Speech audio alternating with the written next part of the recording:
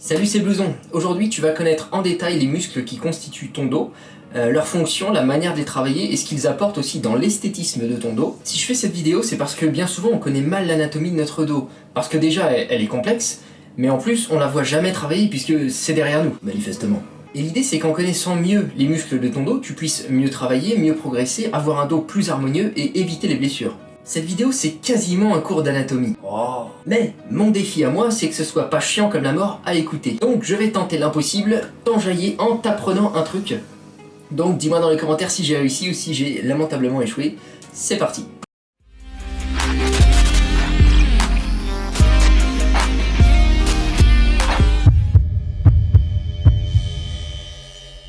Alors dans ton dos il y a pas mal de muscles, mais on va voir surtout ceux qui nous intéressent en musculation. Je vais pas parler des tout petits muscles, il y en a des tonnes déjà, genre le dentelé postérieur qui t'aide à la respiration, voilà, bon ça, on s'enlustre l'asperge, hein. Ouais, respirer ça sert à rien tant qu'on peut faire des gros muscles, hein. Exactement. Donc ça, c'est ton dos, c'est du moins une vue des couches supérieures de ton dos, donc c'est les muscles qu'on voit même sur quelqu'un qui a le dos un peu déjà musclé. On voit donc en haut les trapèzes qu'on distingue en trois portions, la portion supérieure, la portion moyenne et la portion inférieure. Jusqu'ici ça va. La portion supérieure c'est ce qu'on voit même de face, hein, c'est les deux boules qu'on a ici. Grosse paire de boules! Pour comprendre la fonction d'un muscle, tu peux regarder le sens des fibres et les endroits où le muscle s'accroche. Ça t'indiquera le mouvement de contraction qu'il fait et tu pourras en déduire assez facilement sa fonction. Ici, la portion supérieure, elle sert à relever les épaules vers la tête, démonstration. La portion moyenne sert à resserrer les omoplates et à tirer les épaules vers l'arrière, on le voit au sens des fibres. Et la portion inférieure sert aussi à resserrer les omoplates et à tirer les épaules légèrement vers le bas. Ensuite, tu as les grands dorsaux, donc vu leur forme, ils ont beaucoup de fonctions. En musculation, on va surtout s'en servir pour se hisser verticalement, donc par exemple pendant les tractions ou les tirages verticaux. J'ai du mal à piger comment ils peuvent te tirer vers le haut. En fait, les grands dorsaux, ils se fixent en dessous des bras. Ça se voit peu sur le schéma, hein, mais c'est ce qui explique qu'ils sont recrutés pendant les mouvements de traction verticale. En bas, tu as les lombaires qui servent à stabiliser la colonne vertébrale, à maintenir le dos droit et même à redresser la colonne vertébrale. Mais c'est pas les seuls muscles à participer à cette fonction, mais on va voir ça juste après. J'ai hâte. Ensuite, tu as les grands ronds. Ils se glissent en dessous des grands dorsaux, donc je vais mettre une vue plus en profondeur du dos. Ils sont en fait des muscles de l'épaule, mais qui participent à l'épaisseur du dos, donc à l'esthétique du dos, c'est pour ça que je t'en parle quand même dans cette vidéo. Ils aident au mouvement de tirage des bras vers le bas et vers l'arrière, donc comme les grands dorsaux. C'est d'ailleurs un problème qui crée souvent un déséquilibre dans le dos des boucles musculaires. Du fait que les dorsaux soient immenses et forts, ils prennent souvent le pas sur les grands ronds dans les exercices de tirage verticaux. Ils font tout le travail en fait, et plus on continue à travailler comme ça, et plus l'écart se creuse. Et donc on se retrouve avec un trou pas très esthétique dans le dos, parce que les grands ronds n'ont jamais travaillé en fin de compte. Feignasse! Il faut donc à ce moment-là tenter d'isoler les grands ronds avec des exercices spécifiques pour apprendre à les contracter. Ensuite, tu as les rhomboïdes qui se distinguent en deux parties, le petit rhomboïde et le grand rhomboïde. Très original. Comme tu le vois au sens des fibres, c'est un muscle qui resserre les omoplates. Et donc ce muscle, il est recouvert par les trapèzes. Hein. Rappelle-toi le schéma de tout à l'heure, je te le remets quelques secondes. Les rhomboïdes, ils se glissent en dessous des trapèzes. Puis tu as les muscles infraépineux, qui là encore font partie plutôt des muscles des épaules, mais qui jouent un rôle quand même dans l'esthétique de ton dos. Ils servent à faire une abduction des omoplates et à la rotation latérale des bras. Et enfin, tu as les érecteurs du rachis. Donc le rachis, c'est tout simplement la colonne vertébrale. Hein. Pourquoi faire simple quand on peut faire compliqué? Et érecteur, c'est comme une érection, donc t'as compris, hein, c'est que ça redresse la colonne vertébrale. Tel un puissant chibre! Donc parmi eux, on trouve trois groupes musculaires, le semi-épineux, les spinopostérieurs et l'érecteur du rachis. Et l'érecteur du rachis comprend lui aussi trois chefs, l'iliocostal, l'épineux et le longissimus, ou en fait tout simplement le long dorsal. Pourquoi faire simple quand on peut faire... Oui, on a compris. Voilà, j'ai pas voulu alourdir le schéma avec tout ça, donc je les ai pas mis parce qu'il y en a vraiment beaucoup, donc c'est plutôt à titre informatif là.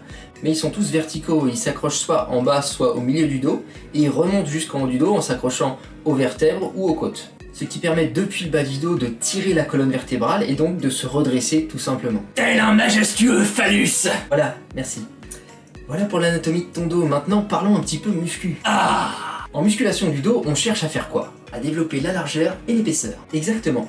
Et bien la largeur du dos, elle va venir surtout en travaillant les grands dorsaux, les grands ronds, et même si ça fait pas partie des muscles du dos, les épaules. Pour travailler ces muscles-là, il va falloir faire des mouvements de tirage verticaux. Donc des tractions, du tirage poulie haute, prise large, prise serrée, prise supination, prise neutre.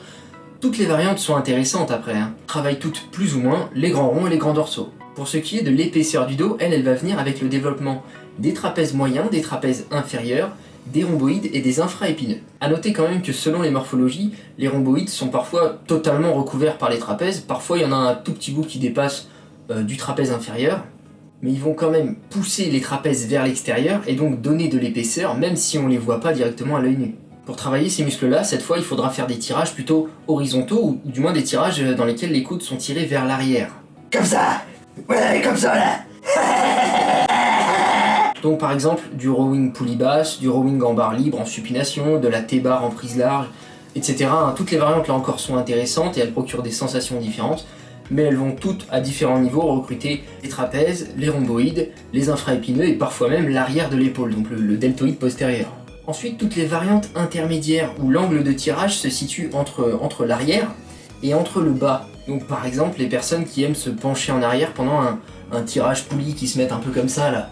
Ça ne fera que recruter à la fois les muscles responsables de la largeur et ceux responsables de l'épaisseur. Ce qui n'est pas grave en soi, mais ce qui est important c'est de le savoir pour pouvoir le faire quand vraiment t'en as envie et pas le faire simplement parce que t'es pas au courant. Autre chose, il existe des exercices très spécifiques qu'on voit jamais en salle qui permettent de travailler les muscles un peu secondaires dont je t'ai parlé dans cette vidéo. Par exemple, on peut rattraper les grands ronds absents, on peut solidifier sa posture en travaillant les érecteurs du rachis, ou on peut aussi isoler l'infraépineux. Mais tout ça, ça mériterait une autre vidéo entière, hein. Donc si ça t'intéresse, tu me le dis en commentaire, et à ce moment-là, je le ferai. Si ça intéresse personne, on va pas se faire chier la bite. Exactement. Allez, c'est la fin de cette vidéo. Faut savoir un truc, c'est que je ne suis pas du tout prof d'anatomie, hein. Pour faire cette vidéo, j'ai tout simplement passé du temps à faire des recherches un peu partout.